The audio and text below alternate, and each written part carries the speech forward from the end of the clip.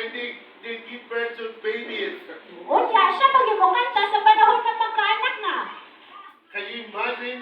Imo ba nang mahuna-hunaan? And many will be wondering, so when will you have your own baby? Kung kanunay mangutana siya nga ikaw, kano sa magkamagkaanak? She was already getting faint-hearted.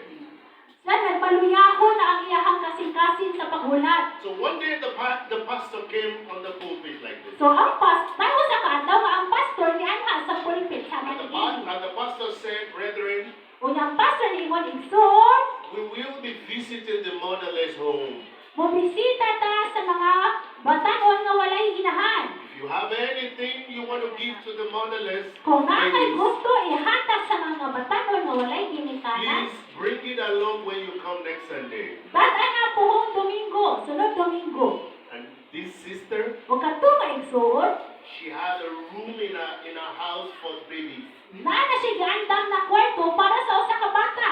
Anytime she goes on vacation, Sa tanang panahon mubakasyon she siya, buys things and kit for the babies. mupalit siya og mga butang para sa bata. But for 10 years, babies didn't come. Pero napo, nakatuig wala pa yapon siya nakaanak.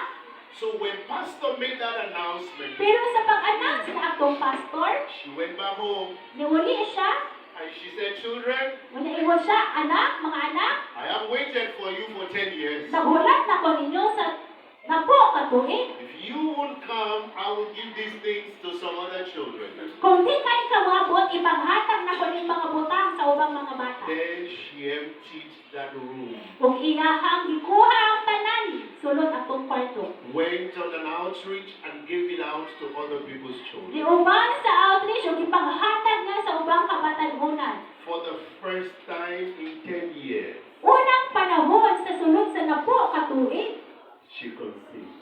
nabulos na siya. Amen. Everyone was happy. Tanan daghan kayo nalipay para kaniya. About 6 weeks into the pregnancy, 6 weeks na siya nabulos. so she went for checkup, So niadto siya para ma-check up. and the scan was run on her. Unya giskan ang iyahang tiyan. Then the doctor said, congratulations, Unya ingon ma'am. ang doktor and congratulations ma. The babies you have are two. Ang baby ka natin ang nagwakan duha ka buo. Yes. Hallelujah. Amen. Ambal. But on the day of delivery, Pero sa adlaw nga manganak na siya. she gave birth to the first child. Nanganak siya sa unang bata. She gave birth to the second child. Nanganak siya sa ikaduhang bata. Then she called on the doctor. Nagitawag niya ang doktor. I'm feeling pains here. Napa may sakit sa akong tiyan. Then the third baby came. Ilang katulong bata ni Apo. 3. Triplet. Oh, somebody say God is good. God is good. God is good. She gave birth to 3. Nanganak siyang tulong ka bata. I'm going to pray with you today. Muampo ko para kanimo karon. I have a strong feeling in my spirit. Na ako'y gusto nga ibati sa akong espiritu. Pastor Emmanuel said, get ready, Anda, pastor. because from this congregation, Kay kita niini nga congregation. people will give birth to 2. Amen. Amen. Some people will give birth to 3. Ang ubang tao nanganak og tulong.